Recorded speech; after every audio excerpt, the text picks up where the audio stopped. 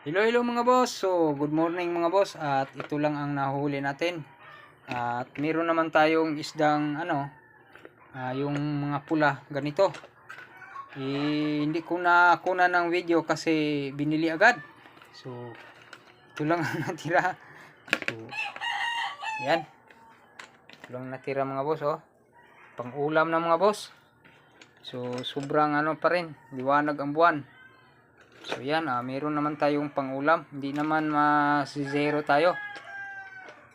Kasi malaki talaga ang budget mga boss sa ulam-ulam lang. Lalo na marami tayo. Pag hindi tayo kakapit sa dagat, wala tayong pambili ng ulam at wala tayong maiulam. Yan.